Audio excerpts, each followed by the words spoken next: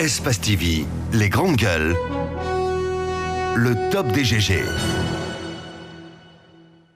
Source. Envoyez vos documents. Merci à vous qui nous écoutez à Bokeh sur 99.7. Il faut le rappeler, dialogue oui, mais fermeté à toute preuve. Voici ce qui semble caractériser désormais la gouvernance Alpha Condé depuis l'avènement d'un nouveau gouvernement en fin mai dernier. Face aux crises auxquelles le pays est confronté au plan politique et social, l'État n'hésite plus à sortir ses muscles quand c'est nécessaire, soit pour rétablir l'ordre public ou pour faire face à ses devoirs régaliens. Toutefois, moult observateurs craignent un radissement de ce qui est de cette nouvelle philosophie, en tout cas de l'État, au point de croire qu'elle pourrait représenter une menace pour la liberté publique dans le pays. Qu'est-ce qui justifie cette posture de fermeté? Y a-t-il des raisons de s'inquiéter pour les libertés politiques et syndicales dans le pays? Nous posons toutes ces questions ce matin chez les GG. Dr Kassori Fofana dans 5 minutes sur Radio Espace. Allez-y Titi. Oui, Dr Kassori que nous allons avoir sous peu, donc sur cette antenne. Oui. Kassori Fofana, notre Premier ministre, qui était... c'est vraiment Donkas, hein? Oui, qui était à Fria pour lancer ce qu'il appelle la caravane de l'investissement. Et en chemin, il s'est arrêté pour rendre visite au Kuntigi de la Basse-Côte. Ouais. Dans ces deux localités, on a été très marqué, frappé par le ton qui a été celui qui a marqué, donc caractérisé les discours tenus par Dr Ibrahima Kassori Fofana à Fria. Il a dit, avec ou sans accord avec les syndicats, l'école va ouvrir. Et du côté de Tanene, il a enfoncé un peu plus le clou, parce qu'il a tenu son discours en langue soussou, et je crois que c'était pas du tout tendre, c'était pas encore tendre à l'endroit des syndicats. Est-ce qu'on peut appeler ça discours de fermeté, discours martial ou langage de vérité? Parce que comme vous le dites, c'est du Kassori, donc quelqu'un qu'on connaît. C'est Donkas, donc quelqu'un qu'on connaît comme très attaché au franc-parler, donc qui est connu pour son franc-parler, pour son langage direct. Mais est-ce que dans toutes les circonstances, est-ce que ce langage marche? Est-ce que ce langage passe? C'est pourquoi j'ai bien aimé votre introduction. Vous dites que dialogue, oui, on a essayé de dialoguer à un moment donné avec les syndicats, mais on se rend compte que finalement ça n'a pas l'air d'aboutir. Aujourd'hui, que l'école, le syndicat a décidé à paralyser l'école, et c'est là, se remarque à maints endroits. Qu'est-ce qu'il faut faire? Que doit faire l'État pour faire face à ce devoir régalien? C'est toute la question que le Premier ministre et son gouvernement se posent. Donc, et c'est pourquoi ils ont pris la décision de prendre un certain nombre de mesures pour faire face à ce devoir régalien. Donc, celui de faire fonctionner l'école, mais en même temps, le Premier ministre se dit qu'il faut à un moment donné asséner la vérité qu'il faut donc dire aux syndicats. Il faut le dire pour que tout le monde soit au même niveau d'information, pour que les syndicats entendent raison, pour leur dire que si vous n'entendez pas raison, voici comment nous allons procéder. De toutes les façons, nous sommes déterminés, et c'est de notre responsabilité que l'école fonctionne, et l'État là-dessus ne va pas tergiverser. C'est ce message-là qu'il a fait passer ce week-end. Je pense que le but d'une négociation ou d'un dialogue, c'est pour aboutir à une espèce de consensus, à une espèce d'entente entre deux parties. Mais je pense qu'au niveau où nous sommes à une étape supérieure. Nous sommes arrivés à une autre étape de la bataille entre les syndicats et le gouvernement. On se rend bien compte que depuis un certain temps, le discours des syndicalistes est resté un discours qui n'a pas bougé d'un iota.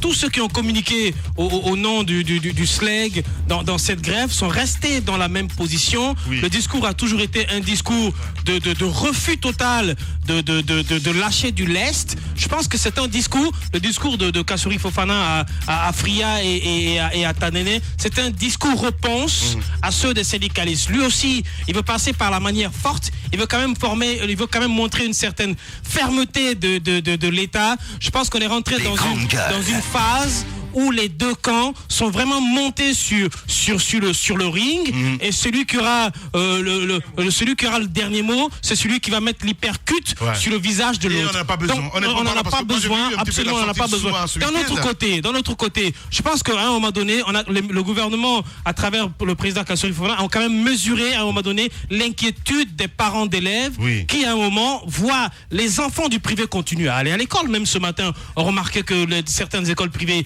accueillaient les enfants du privé qui viennent évidemment suivre les cours et qui sont d'ailleurs sécurisés par la gendarmerie, alors que les enfants du public, qui sont censés être les plus nombreux, sont victimes de cette histoire. Donc, à un moment donné, les parents d'élèves sont lassés de longtemps garder leur enfant à la maison, et donc il y a une véritable envie des parents d'élèves de voir l'école s'ouvrir, et c'est la responsabilité de l'État de créer les conditions afin que l'école s'ouvre. Bien. En direct chez les grandes gueules, le docteur Ibrahima Kassori Fofana. Les grandes gueules.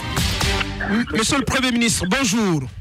Bonjour. Bienvenue dans les grandes gueules. Alors, ce week-end, vous étiez à Fria et vous êtes arrêté à Tadéré, où vous avez tenu des discours, on va dire, assez fermes à l'endroit des syndicats. Vous avez dit, avec ou sans accord, avec les syndicats, l'école va ouvrir. Qu'est-ce qui justifie cette tonalité assez forte de votre discours, et qu'est-ce qui justifie cette posture de fermeté? Écoutez, il faut comprendre que c'est une situation déplorable pour la Guinée et les Guinéens d'observer que l'école est paralysée. Et vous pouvez comprendre aussi que le gouvernement soit déterminé à faire en sorte que les choses reviennent dans la normalité. On ne peut pas, écoutez, on ne peut pas vouloir d'une chose et de son contraire. Nous avons tous déploré, voire pleuré, les résultats de l'année dernière, les résultats des enfants aux différents examens. À peine 25% de réussite. Mais on oublie très vite que ce niveau est lié aux perturbations au courant de l'année.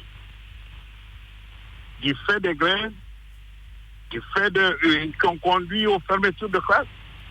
Les enfants n'ont pas étudié, on s'attend à ce qu'ils fassent 50, 60, 40%. C'est pas possible.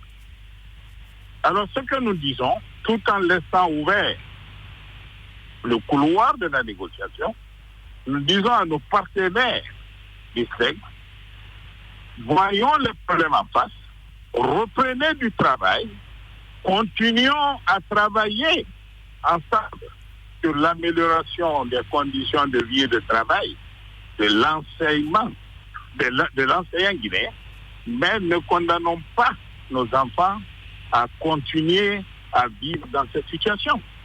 C'est tout. Bien. Alors, comme gouvernement, nous sommes prêts, absolument prêts, à tout mettre en œuvre pour que l'école redémarre. Bien. Le Premier ministre Kassori Fofana en direct ce matin chez les GG. Mafoudia.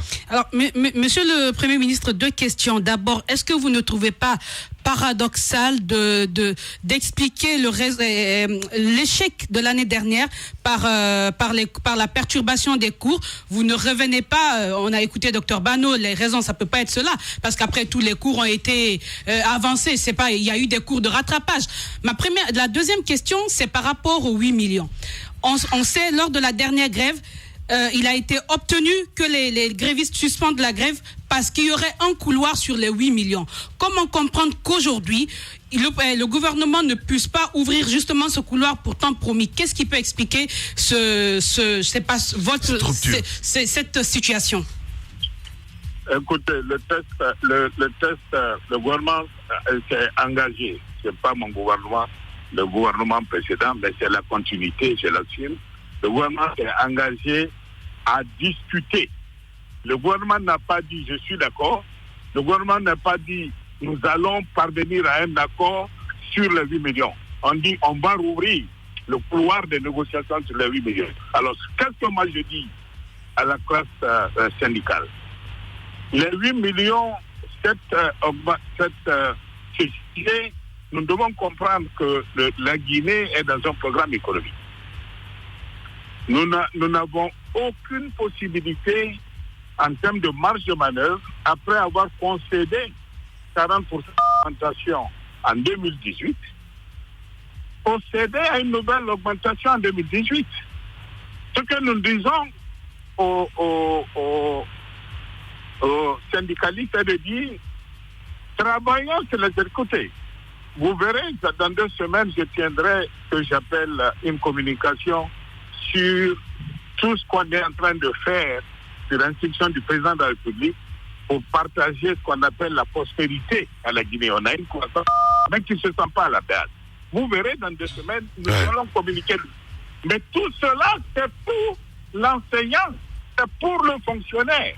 On ne peut pas tout résumer à la question de salaire, non de Dieu, dans ce pays. C'est pas possible. Je l'ai noté à Priya. La masse salariale de l'éducation est passée de 27 milliards en 2011 à 85 milliards aujourd'hui. Bien. Monsieur le ministre, ça se passe quand même autour de la table de négociation. Mais on a l'impression que depuis le début, le gouvernement est en train de bouder et vous notamment, on vous écoute, vous vous prononcez hors table. Maintenant, normalement, tout ce que vous expliquez, ça se négocie, on échange. Parce que, d'où ma question, est-ce que le SLEG a exigé qu'il y ait si c'est 4 millions ou 5 millions qui est obtenu, que ce soit payé dès cette année? Écoutez, il n'y a même pas d'exigence. On ne peut pas parler d'exigence. On peut parler d'exigence. Il y a des négociations. Ce que je suis en train de dire, la réponse doit être claire dessus. Sur les 8 millions, il n'y a pas de fenêtre possible de dire on va concéder une augmentation cette année. Mais par contre, il y a des possibilités qu'on améliore les conditions de travail des enseignants. Sur ce sujet-là, j'ai donné des directives à l'équipe de négociation pour qu'ensemble, je vais vous dire une chose. Donnez-moi une seconde. Nous sommes dans une situation où prenez la série des rémunérations pour les enseignants. Vous y verrez des primes de crèche, des primes de loyer, des primes.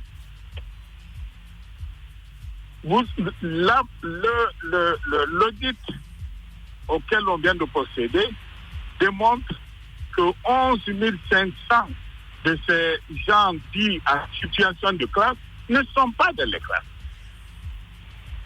Acceptons d'abord de récupérer cette manne. Nous disons aux syndicats, travaillons à nettoyer ce fichier. Travaillons sur les grilles de rémunération pour que quand on parle d'une indemnité de craie, ça n'aille qu'à l'enseignant qui a de la craie. Mais on ne peut pas donner l'indemnité de craie à celui qui est à Conakry et qui n'est pas en situation d'enseigner. Bien. Voilà des choses, même s'il y avait des possibilités, ce n'est pas raisonnable de parler d'augmentation dans des conditions d'aujourd'hui. Bien. Docteur Ibrahima Kassori Fofana en direct ce matin chez les GG. Moussa Moïse.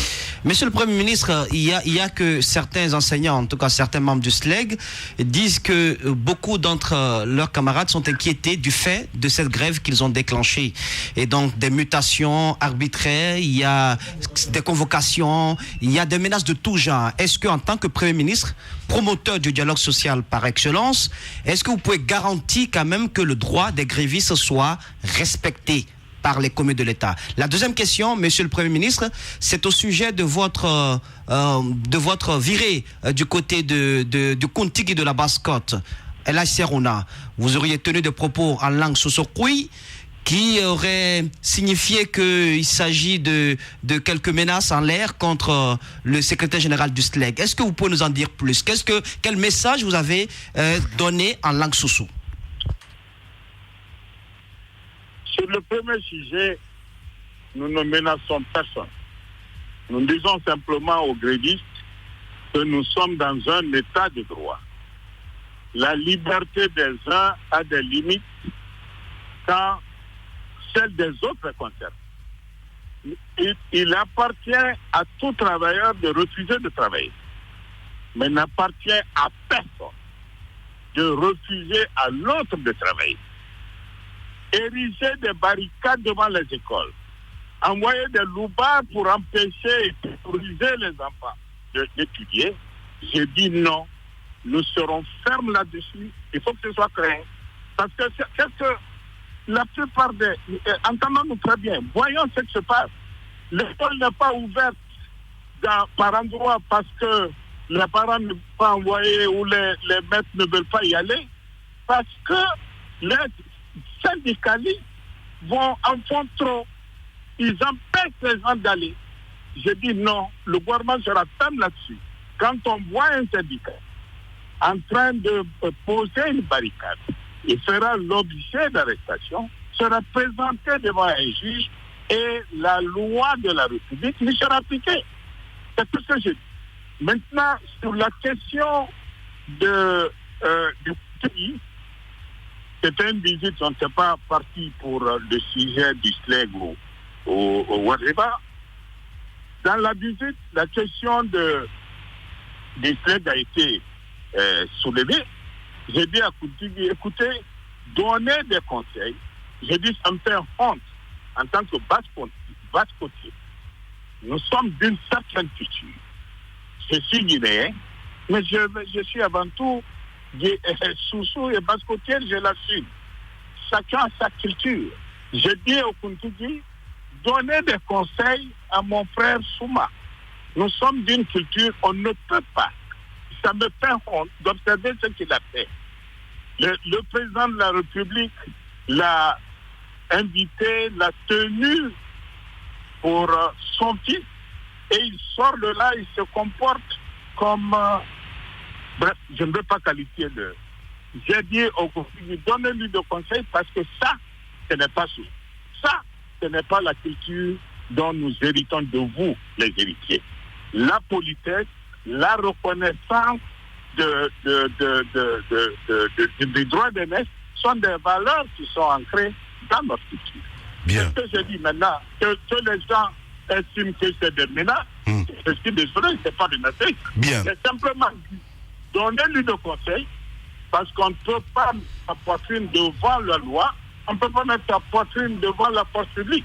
Parce que si la loi lui est appliquée demain, je ne souhaite pas que les parents viennent me voir pour dire, écoutez, c'est notre frère, il faut l'acheter du lait. Je ne marcherai pas. Bien. Voilà tout ce que j'ai.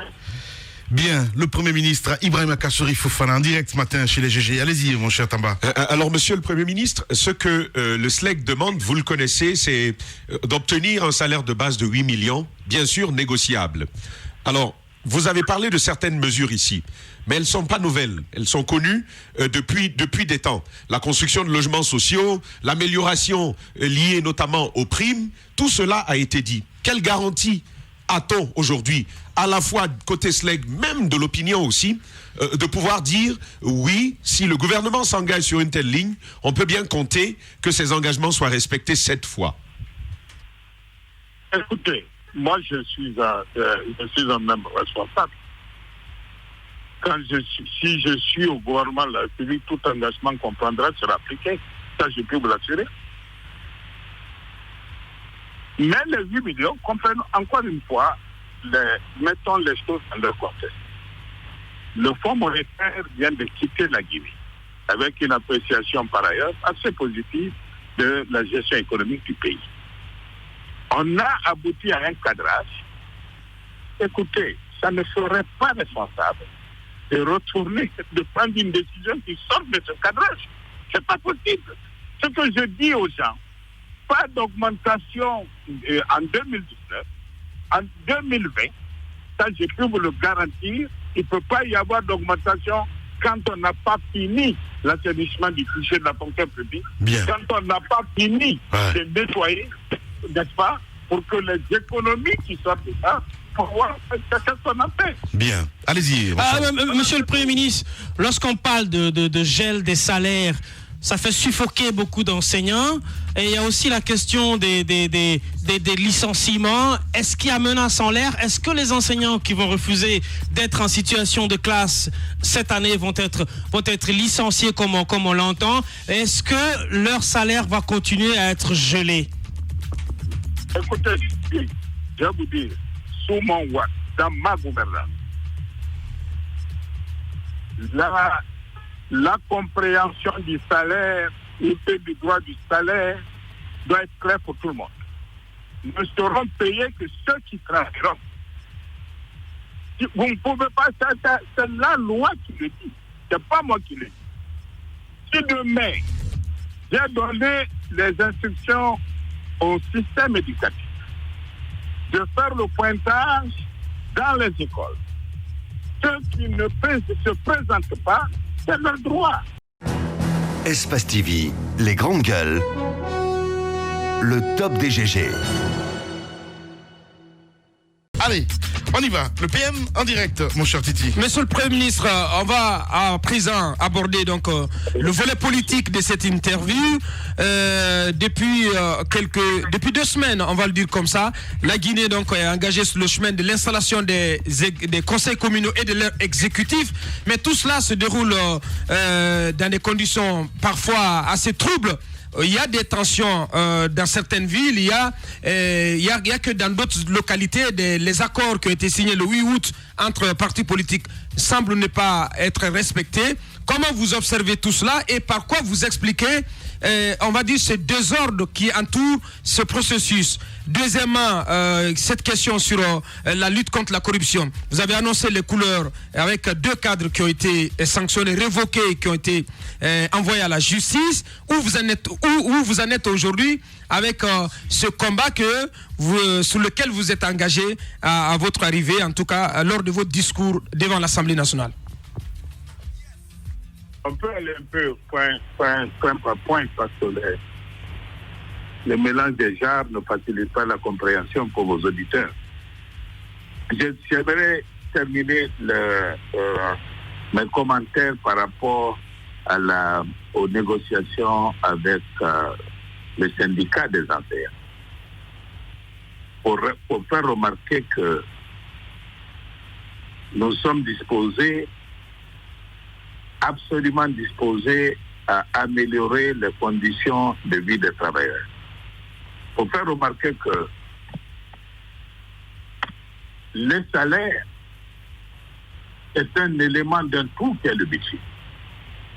Et l'allocation budgétaire obéit à des orientations très claires d'un point de vue du gouvernement. Nous voulons changer ce pays.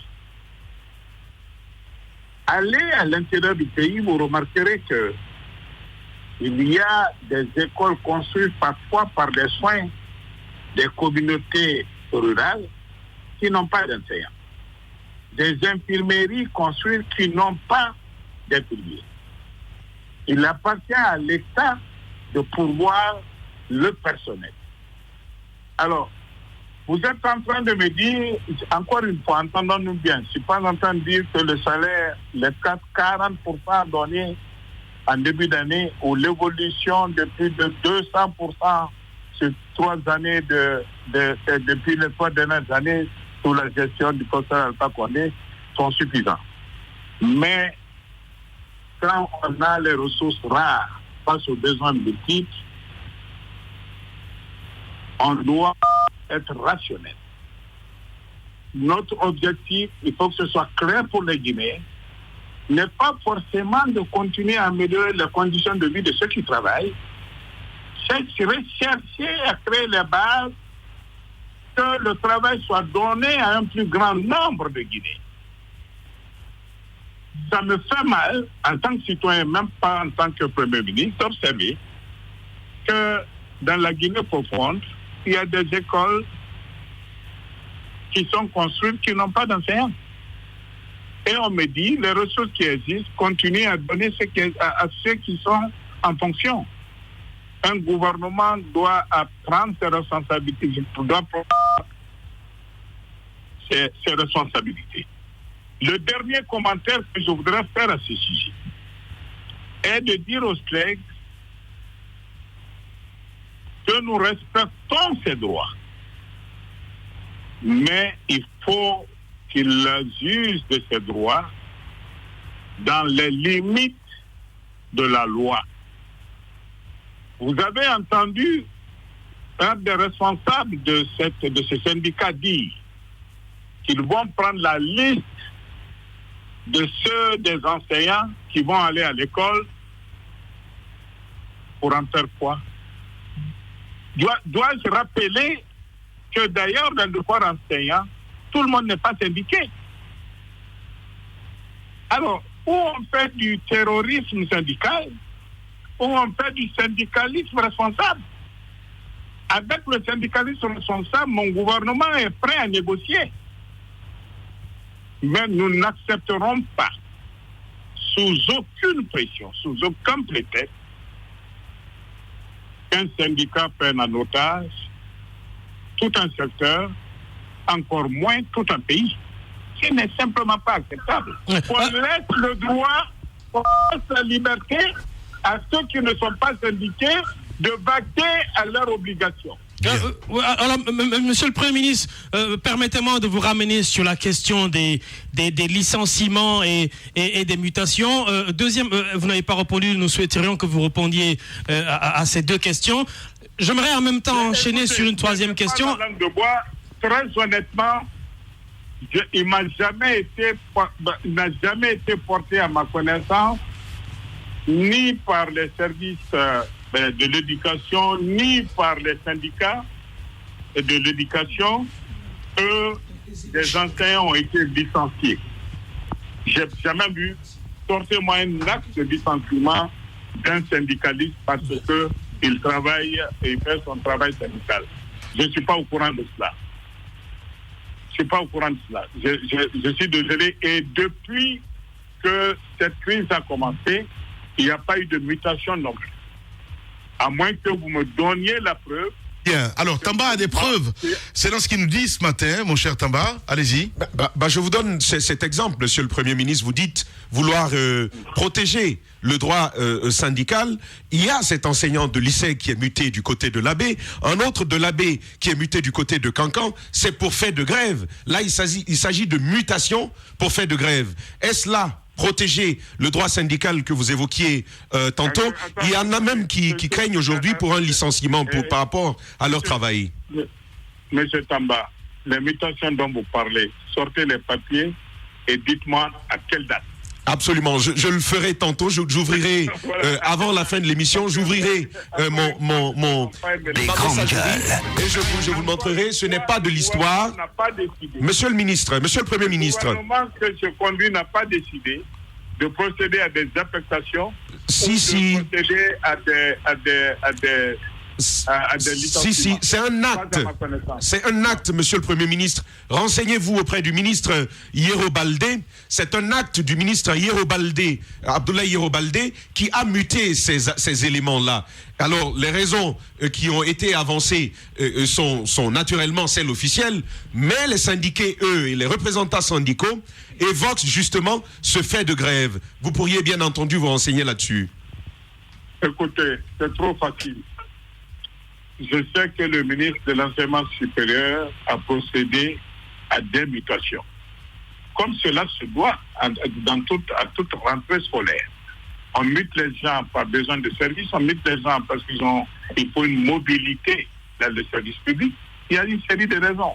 Maintenant, quand quelqu'un est déplacé et qu'il n'est pas content d'avoir été muté et qu'il vous dise que c'est pour des raisons syndicales, c'est de bonnes règles.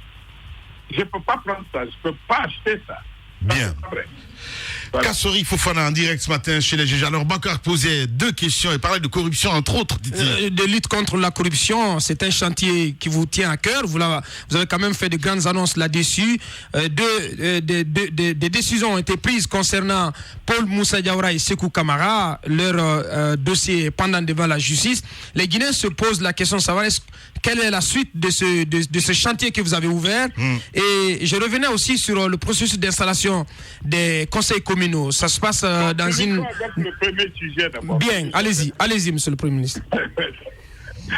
La lutte contre la corruption est un acte majeur de la gestion gouvernementale, en tout cas du gouvernement qui est conduit. Nous avons, vous pouvez vous renseigner, demandé à tous les services d'audit, services publics qui attendent, de nous rendre compte de leurs rapports. Nous visons deux objectifs dans la production de ces rapports.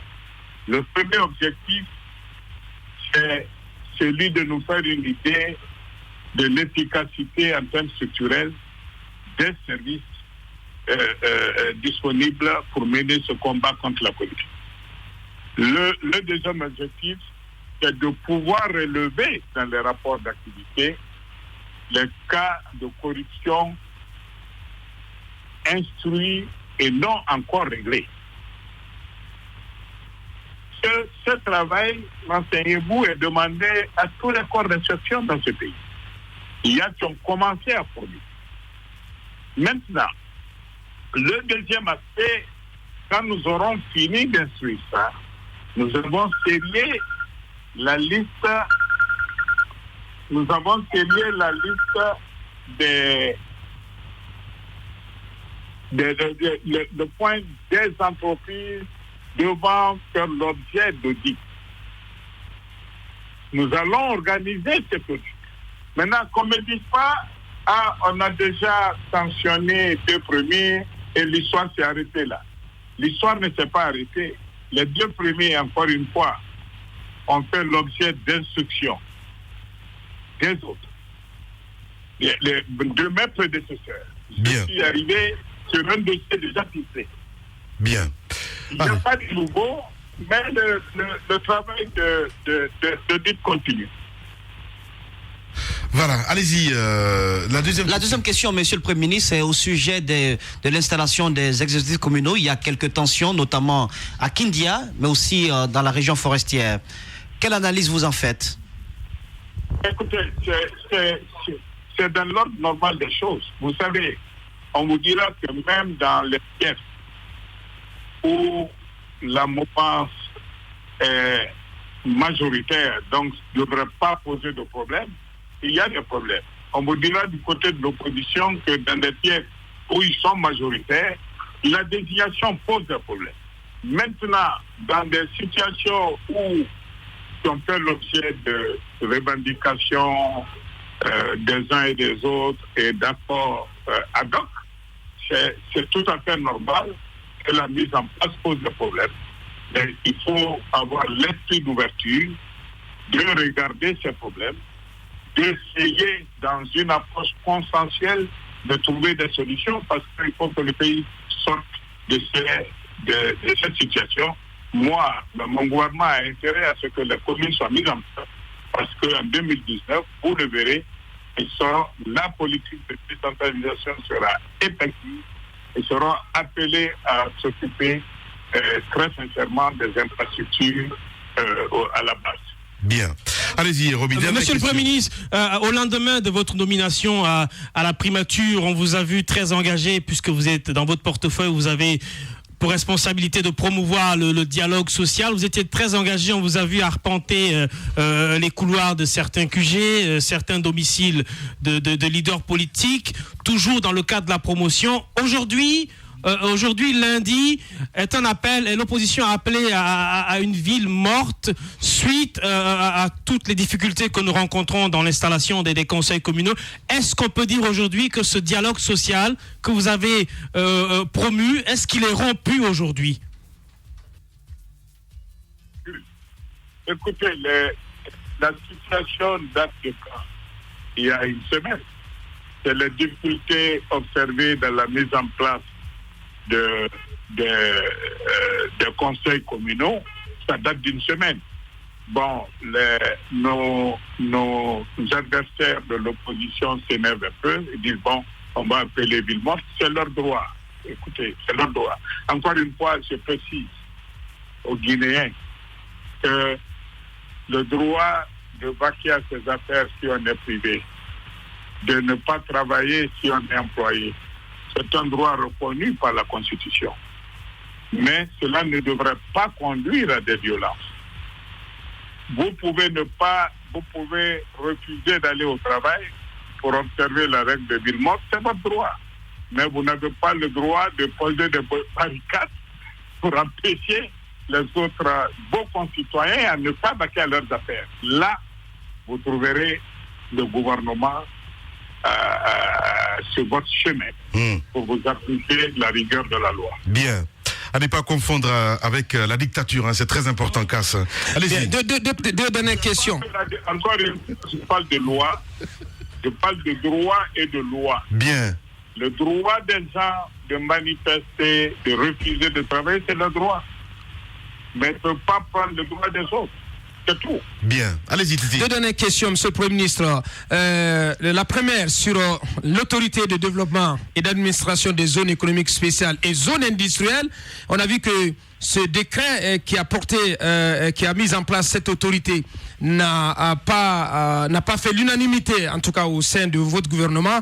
Selon des informations en notre possession, le ministre de l'Industrie, Thibou Camara, s'est senti concerné, visé par ce décret en partie, parce que qui parle d'autorité de développement et d'administration des zones économiques spéciales, mais aussi des zones industrielles, on est à se demander qu'est-ce qui reste des prérogatives du ministère de l'Industrie. Deuxième question, le ministère de Télécom vient de prendre la décision donc de fermer Intercell. Est-ce que, à votre avis, cette fermeture a suivi la procédure? Est-ce que c'était nécessaire pour l'État en ce moment, malgré toutes les difficultés et les violations de procédures, c'était nécessaire pour votre gouvernement de fermer cette entreprise? Très bien. Sur la première question, écoutez, dans tous les pays du monde, la zone économique spéciale est l'objet d'une structure ad hoc de gestion, si on veut y arriver, dans laquelle on y met tous les services de douane, d'impôts, tous les services centraux se trouvent représentés. La petite confusion ou la petite frustration liée au décret, c'est l'inclusion quand on fait l'auto-censure allégeant à l'ensemble des zones industrielles. Là-dessus, il y a possibilité de trouver des arrangements pour que le ministère de l'Industrie, dont la vocation est de gérer la politique industrielle d'ensemble du pays, ne soit pas ignoré dans la gestion des zones industrielles. Je peux vous dire que ce processus est en cours. Maintenant, sur la deuxième question, le ministre des Télécommunications n'a pas pris une décision arbitraire. J'ai pu même vous dire que la décision a été prise avec mon accord, en plein accord. N'oubliez pas que le secteur des télécommunications, c'est un secteur de monopole. C'est quand vous êtes dans une situation où l'offre de services est limitée à un certain nombre d'opérateurs, à un nombre limité d'opérateurs, on est en situation de monopole. Et il y a des règles pour réguler le monopole. Si le prestataire de services, le bénéficiaire de cette situation de monopole ne se libère pas de ses obligations contractuelles, l'État a le droit de faire. C'est moi qui ai demandé au ministre. Alors, monsieur le Premier ministre... C'est moi qui ai demandé au ministre de retirer la licence. Justement... Et je peux vous dire par ailleurs que c'est simple pour... écoutez, 5 opérateurs pour une petite économie comme la Guinée, ça fait même trop. Oui, mais monsieur le ministre... Donc, en clair, ça veut dire que la licence ne sera pas rétribuée, ne sera pas donnée à un autre opérateur, monsieur le Premier ministre. Parce que vous parlez de 5 opérateurs. Non, pas à ma connaissance. Bon. Alors, est-ce que le matériel d'Intercell sera peut-être réquisitionné, puisque aux dernières nouvelles, Intercell doit beaucoup d'argent à l'État? Est-ce que ce matériel va être réquisitionné au profit d'un autre opérateur, notamment, je pense à la Sotelgui, à Guinée Télécom, et quel sera le sort des travailleurs, des anciens travailleurs d'Intercell, puisqu'il y avait aussi des travailleurs locaux, notamment des Guinéens qui y travaillaient? Mon cher ami, on est dans un état de droit. Quand une société fait faillite, il y a des règles, des droits qui s'appliquent. Il y a en termes de patrimoine qu'on peut récupérer. Et encore une fois, c'est par voie judiciaire, c'est pas l'État qui qui va statuer, qui va mettre la main réquisitionnée. On n'est pas dans un régime communiste, on est dans un régime libéral. Là, les actionnaires vont constater la faillite, ils vont, par rapport au patrimoine existant ou à ce qui en reste, les ayants droit seront désintéressés. Ça signifie quoi? Pas les actionnaires d'abord, mais tous qui ont les fournisseurs, les travailleurs, et puis ceux qui en restent, ira aux actionnaires. Bon, ça, c'est des questions de droit, de droit privé, de droit des entreprises. Bien. Alors, vous n'êtes pas prononcé sur l'affaire du port autonome de Conakry. On a envie de comprendre ce matin, on a envie de savoir votre avis en ce qui concerne le bail du côté du port autonome de Conakry, parce qu'on parle des à la société Al Bayrak. Justement. Écoutez, je crois que le ministre des Transports a fait de larges communications dessus. C'est un dossier que nous avons hérité, nous. Mon gouvernement a hérité. Les négociations étaient déjà en cours. Elles ont été finalisées sous notre gouvernance. Voilà. Je posais une question sur la procédure. Dans l'opinion, beaucoup dénoncent le fait qu'il n'y ait pas eu d'appel d'offres ni de consultations restreintes, que ce soit plutôt du gré à gré en faveur d'une société turque, en l'occurrence Al Bayrak. Écoutez, les Guinéens du soir, vous ne pouvez pas, c'est pas dans tous les cas d'espèces que vous organisez des appels d'offres. Quand vous pensez, ce volet de portière abrite aussi la marine militaire, comment on l'appelle là, le côté militaire de nos forces. On ne peut pas, dans une telle situation, aller sur le marché libre et recruter n'importe qui et n'importe comment. Le gouvernement peut shortlister, c'est possible. Il peut aussi, en tenant compte de certains critères qui lui sont propres, ouvrir les négociations directes avec un fournisseur, un partenaire particulier. C'est ce qui a été fait. Bien. Allez, merci beaucoup. Allez, qu'est-ce que tu veux dire? Absolument. Le Premier ministre que nous avons au téléphone, Monsieur le Premier ministre, vous dites qu'on aime les problèmes. Oui, avec un patrimoine aussi important que le port autonome de Conakry, c'est normal que l'on aime les problèmes. S'il faut passer le marché de cette façon-là, ce n'est pas n'importe comment que ça doit se faire. Le minimum pour garantir toute l'intégrité et le sérieux autour de cette passation, vous n'estimez pas qu'il aurait fallu ouvrir une procédure d'appel à concurrence où on recevrait des soumissionnaires et ensuite on saurait qui était le mieux, disons, par rapport à la gestion du port autonome de Conakry. D'ailleurs, les techniciens du port autonome de Conakry, je veux terminer, si vous permettez. Encore une fois, tous les techniciens du port autonome de Conakry se sont opposés aux éléments de ce contrat-là. On a écouté votre ministre des Transports, mais il n'a fait que surfer sur le contenu d'un document qui a été caché à tout le monde. S'il vous plaît, vous observerez que toute réforme fait face à des oppositions internes. Toute réforme, y compris les réformes politiques. Beaucoup plus les réformes économiques. Le premier port, vous avez suivi du temps du président Conté, après le président Dadis, toutes les péripéties pour le parc à conteneurs. Comment la mise en concession de ce patrimoine a fait l'objet de beaucoup de problèmes et beaucoup de résistances interne. Alors, c'est pas étonnant que dans ce deuxième cas, nous ayons parce que les gens, je comprends la fébrilité des gens. On considère que, si le pays vient, nous allons perdre notre emploi. Le président de la République a pris soin de garantir tous les emplois, sans vestige.